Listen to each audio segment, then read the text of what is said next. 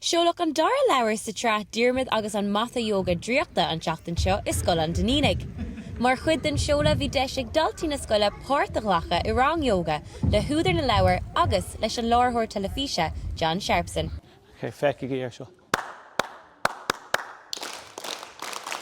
Ceap mé go raibh an rán yoga an sprío.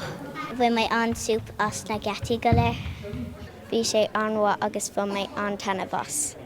Tá príomh-charachtar na leabhair Diarmuid bunathe ar bhachan údar atá na níon an mhóra is scoil an Danínig. Sa chéad leabhair heisean an príomh-charachtar fud fad na Astráile, agus sa leabhair nua tá sé dul chomh fada leis an Amasóin. Well, fellamó siad faoin na handbheithe fear spéisiúla tá ann an Amasóin agus roinnta na tréithe mar an bailach go mbíonn siad ag bugadh agus na fearchaí fánacha a bhhainann leis na handbheith féin. So beidir an nathair is mó ar domhan nó an chiaróg is láidre bhfuil ann nó an cat is mó san America has agus mar sin agus. So fellamíonn siad faoin na tréithe sin.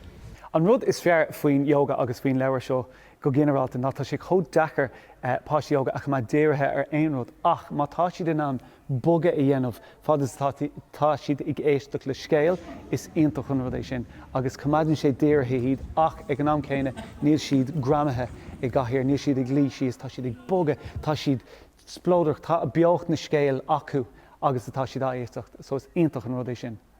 Caitlin Hayes, Nuacht Cúla4, scoil an Danínig, cúnta átha clia. Ó chean chara le mamó.